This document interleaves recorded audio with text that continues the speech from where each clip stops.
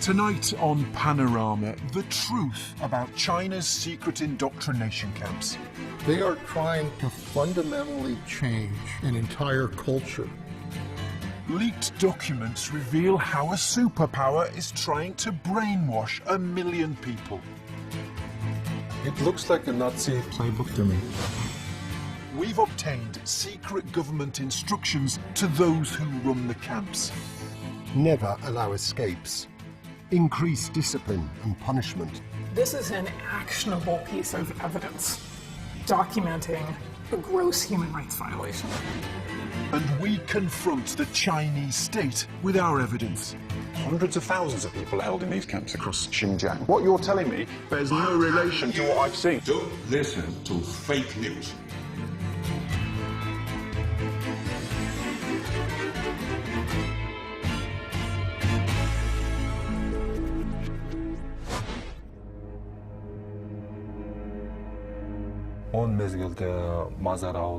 They came at 10 o'clock at night and put me into a police van with bars on the windows and drove me away.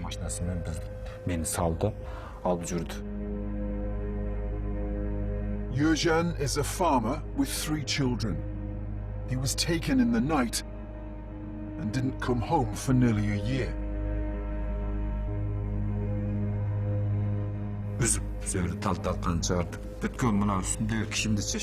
They stripped me naked and put chains on my wrists. It was so frightening. They didn't see us as human beings. I didn't think I'd come out of this alive. His is the story of 1 million people. It's happening right now in China.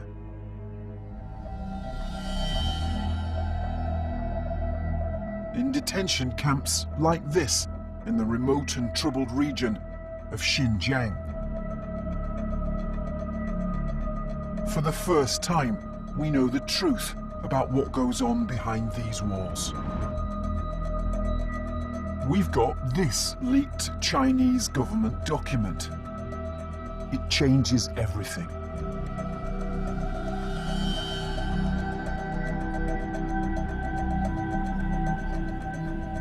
This is a document the world was never supposed to see.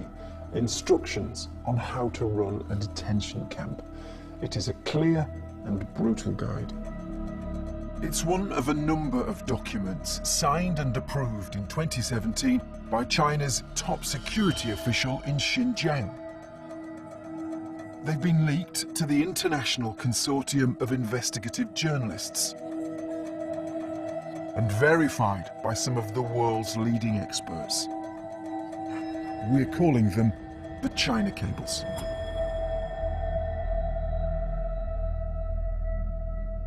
I'm convinced it's authentic, based on its contents, its design, its language, and how it fits and interacts with all the other data that I've been gathering and analyzing. They've made a decision here that they're going to brainwash an entire population.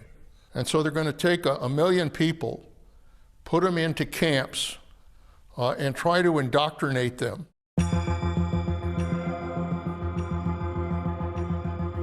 These are the camps our leaked documents describe. China has built hundreds of them in the last 3 years. They mostly hold Uyghur Muslims. Each of these camps has hundreds of detainees held without charge. Some hold thousands. There's one for every town. The scale is terrifying.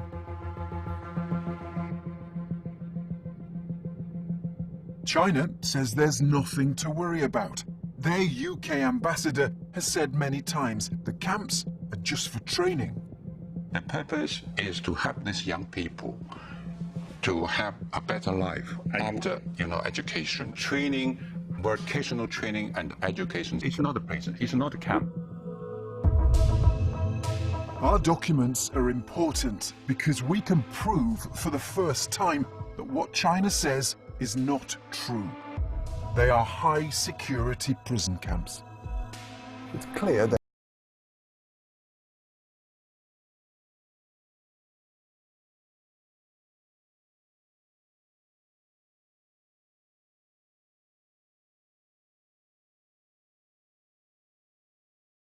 is to brainwash people.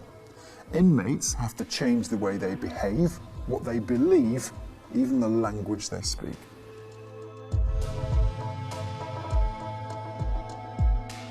Never allow escapes. Increase discipline and punishment. Promote repentance and confession. Make remedial Mandarin studies the top priority. Encourage students to truly transform. And the document reveals the Chinese state wants all of this to stay secret. Strict secrecy. The work policy of the centres is strong and highly sensitive. Important data should not be disseminated. I believe this document is very significant. It's evidently been issued at a high level and it's classified as secret. And if you look at the contents, you can understand why the Chinese government would not want this document to leak.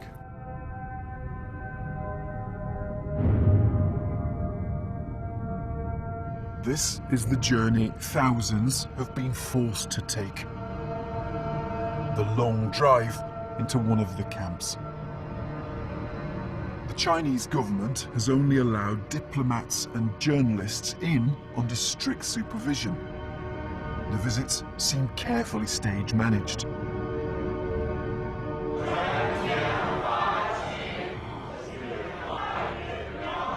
They say these people are here voluntarily to learn new skills for free.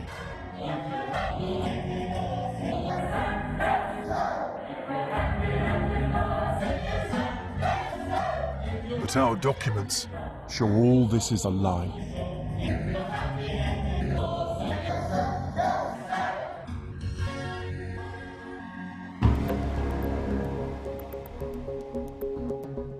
Until now, to know what it's like inside, we've relied on snatched footage and the testimony of former detainees. Some are Kazakhs, like Gulzira. She was detained in 2017 and spent 15 months in the camps, living under the regime revealed in our documents. Of course it's a prison. You can't escape. There's no freedom. When I first arrived in the camp, there were 800 women. There were cameras everywhere. All the bathrooms were equipped with cameras. We were always being monitored by the guards. The documents clearly state detainees should be watched constantly. There must be full video surveillance coverage of dormitories and classrooms, free of blind spots, ensuring that guards can monitor in real time. And how every moment of a detainee's day is controlled. Implement behavioural norms and discipline requirements for getting up, roll call, washing, going to the toilet, eating, studying, sleeping, closing the door, and so forth.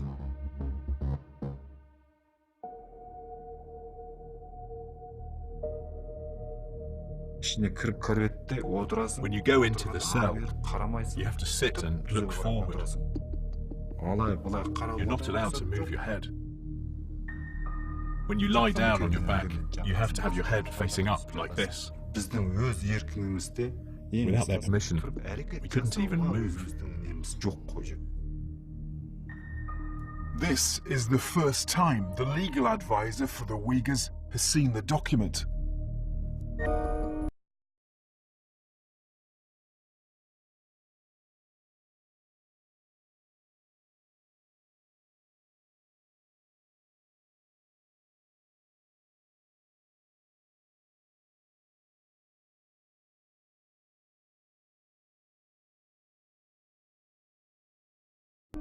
The students should have a fixed bed position, fixed queue position, fixed classroom seat, and fixed station during skills work, and it is strictly forbidden for this to be changed. Well, I've never seen anything like it. The effect, one can very easily imagine, would be to destroy the personality of the individuals who are subjected to it. The regime amounts to what is classified as inhuman or degrading treatment. You can only sit where they tell you to sit, sleep where they tell you to sleep. Each woman gets 2 minutes to go to the toilet. They tell you to be quick, quick, quick. If you're not quick enough, they shock you with an electric baton on the back of your head. It really hurt, and they did it a lot. Even after being shocked, we had to say, "Thank you, teacher, we will not be late next time." The documents say guards should increase the discipline and punishment of behavioural violations. Sometimes I cried a lot. I was missing my daughter and my home. They took me out and made me sit down. They put chains on your hands like that. If you have chains on your feet, you lean like this. If you move, it squeezes your wrists more and more. You don't know how long you'll be sitting there. By the time it's over, your face is really swollen. Your feet and arms are swollen too. According to my latest data and estimates, I estimate that between 900,000 and 1.8 million people are or have been interned in one of these types of camps. The world should acknowledge this for what it is, the largest internment of an ethnic minority since the Holocaust.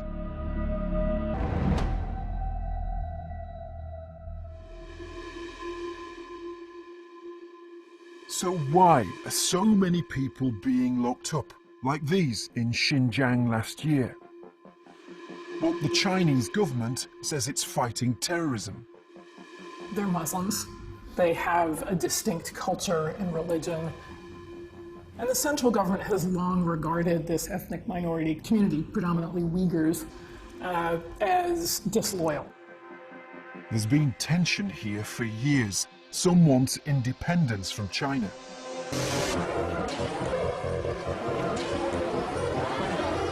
A riot erupts.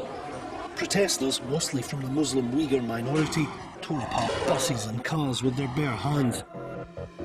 Then they turned on local Han Chinese.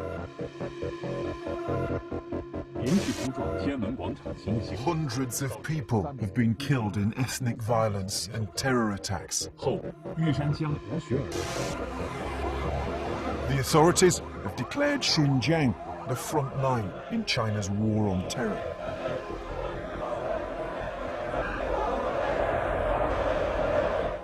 The documents show how the authorities investigate and arrest people on a massive scale. One memo says 24,000 suspicious persons were identified in 1 week in southern Xinjiang.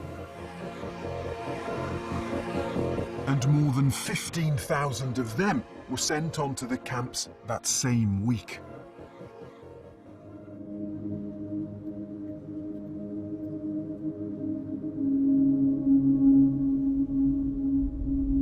Gulnor says her husband was detained simply for having the wrong app on his phone.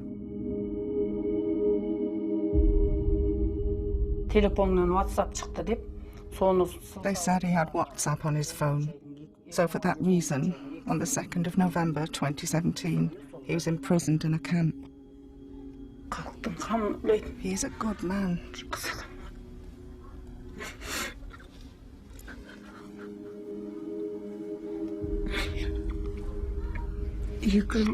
It's been 2 years now. It's difficult for a woman with a family to survive on her own.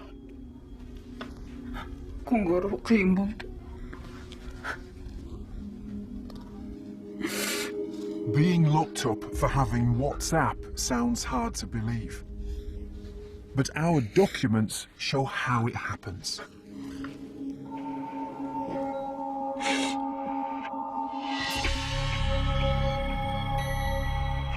This memo shows the authorities identified 1.8 million people who had a different data sharing app on their phone. They ordered the investigation of 40,557 of them, one by one. The document says if it is not possible to eliminate suspicion, they should be sent for concentrated training.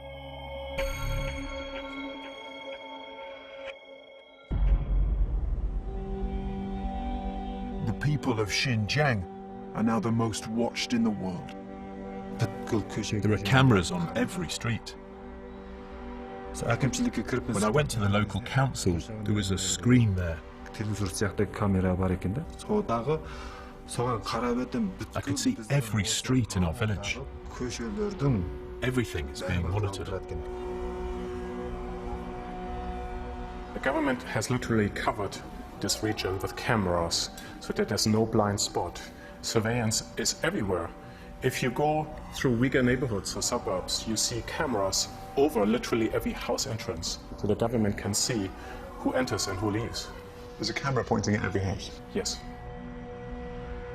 The authorities gather an extraordinary amount of data about the lives of every resident. Everything from what you do online to the people you meet, even how much electricity you use.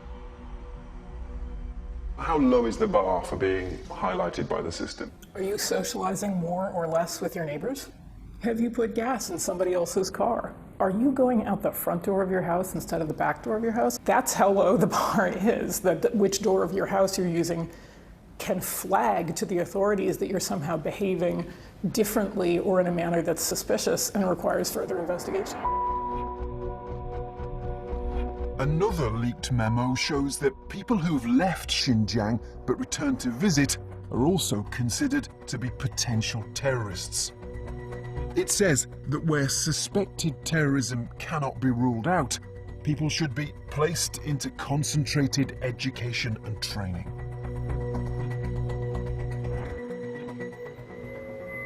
Gulzira says that's what happened to her.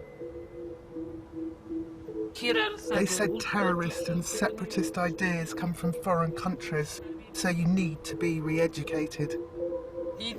They said your ideas have been poisoned. When I found out it was going to be for a year, it was a terrible shock. My only dream was to die.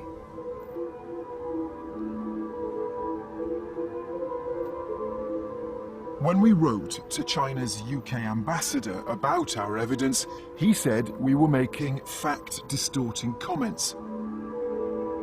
In the past 3 years, there was not a single terrorist attack in Xinjiang. He said people were living a happy life with a much stronger sense of fulfillment and security, and that over 60 countries spoke in support of China's efforts at the UN.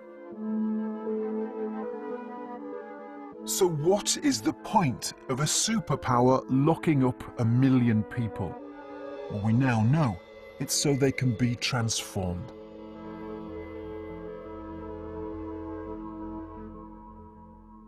Promotes the repentance and confession of the students, for them to understand deeply the illegal, criminal and dangerous nature of their past activity. Now, it's very difficult on that scale, with more than 1 million people in those conditions, to view that as anything other than a mass brainwashing scheme designed and directed at an entire ethnic community.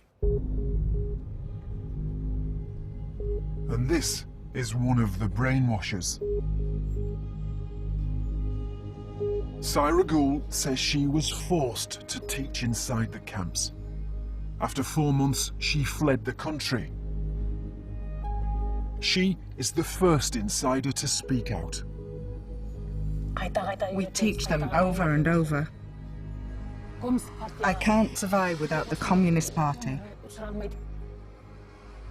The Communist Party shows me the only way to live my life. If you ask me about the ultimate goal of the government, it is to make ethnic minorities Chinese. It's not about teaching them, it's about completely destroying them.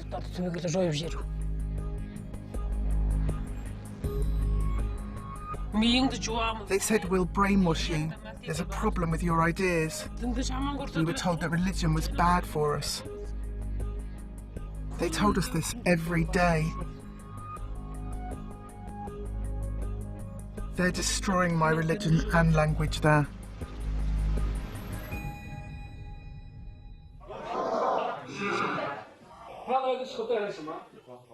Many people in Xinjiang don't speak Mandarin, the main language in China. The documents say learning Mandarin is the top priority.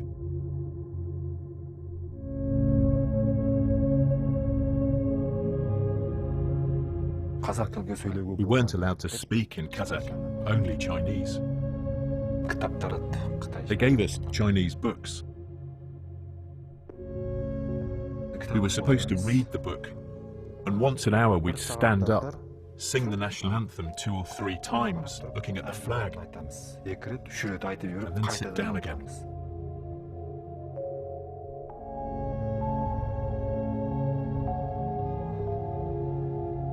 It's a total transformation, and I think it's a transformation which is specifically and selectively designed to wipe the Uyghurs as a separate cultural group off the face of the earth. They're trying to change what people have in terms of their religion. They're trying to change the language they speak in. I know President Xi, I've talked with President Xi. I just cannot for the life of me understand why someone who generally has a pretty good sense of things is making such a devastating decision.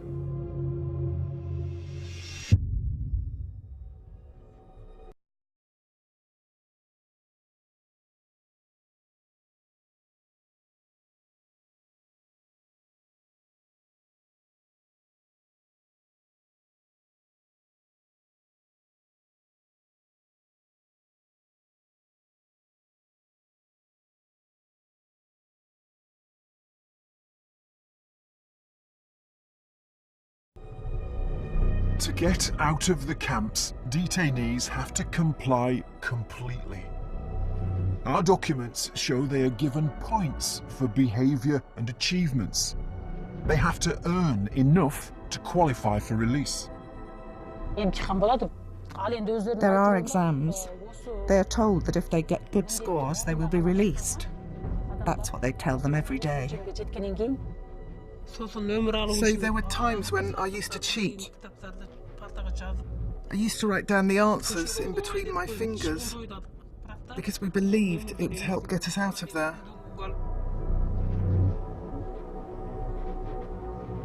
The document says the detainees should be held in the camp for at least 1 year, and they should only be considered for release once 4 Communist Party committees have seen evidence that the individual has been transformed.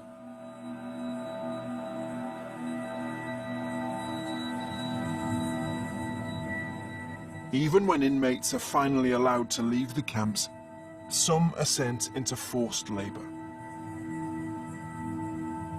All local grassroots organisations are responsible for follow-up help and education, including police stations and a judicial office. Students must not leave the line of sight for 1 year.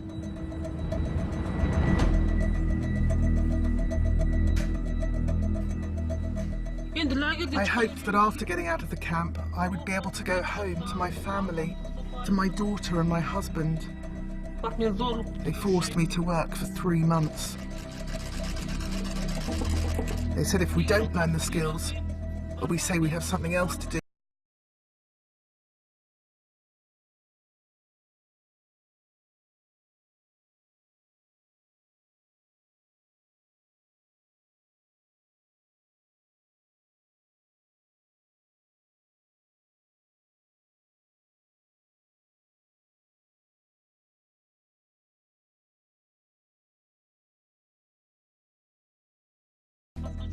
we'll be sent back to re-education.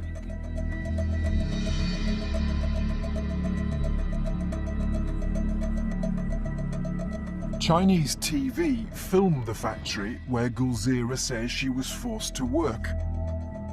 Yuzhan says he was made to work here as well. He says even though they'd left the camps, the indoctrination continued.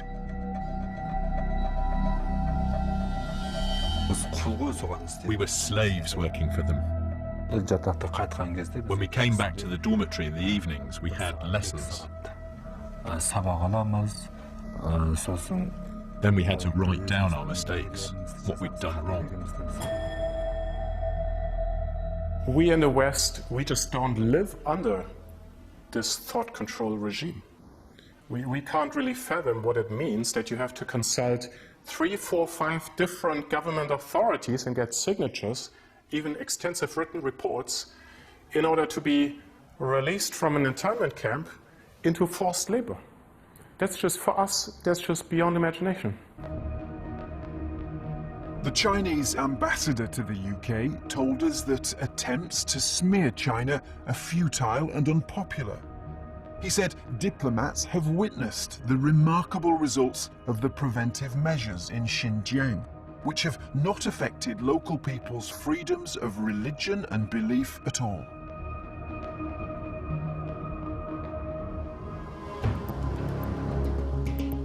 There are those who think this leaked document should change things.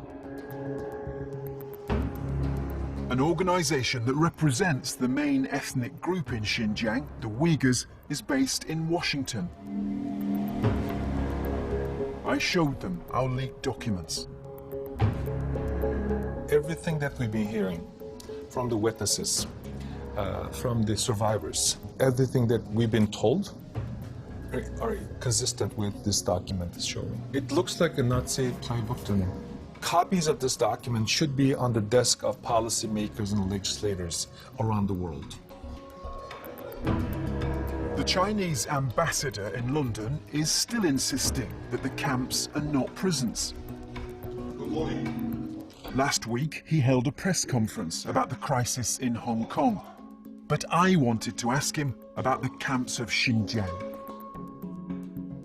My name is Richard Bilton. I'm a reporter for BBC Panorama. I wrote to you this week, sir, actually, about the camps in Xinjiang. I know that they are prison camps. Why won't you tell me the truth about those camps? First of all, I would say there's no so-called labor camps, as you described. There's what we call vocational education and training centers. They are there for the prevention of a terrorist. With respect, sir, I have seen, I'm sorry to interrupt you, but I have seen the orders that are sent to the prison camps, and they are prisons. What order you have? You mean the order said this is a prison camps? They are orders for the people who run the camps, and they're quite clear that this is a prison camp. This is a pure fabrication. It's true, and they're brainwashing camps. They change the way people behave, what they believe, even the language they speak. So they are brainwashing camps, aren't they? I think there's no such order for prison camps. You know, in Xinjiang, religious freedom is fully respected. Just to be clear, the documents I've seen make it quite clear that people are held there. Hundreds of thousands of people are held in these camps across Xinjiang. What you're telling me bears no relation to what I've seen. The document, so-called document you're talking about, is a pure fabrications. Don't listen to fake news. Don't listen to fabrications. The documents are not fake news. They're evidence of crimes against humanity. This is an actionable piece of evidence documenting a gross human rights violation. This should be sitting, in the files of a prosecutor. I do believe that countries will come together to say this cannot be tolerated. We cannot allow this kind of indignity to take place in the world of the 21st century.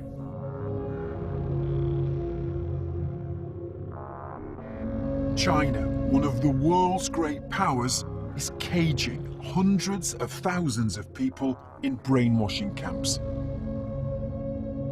And our documents show how.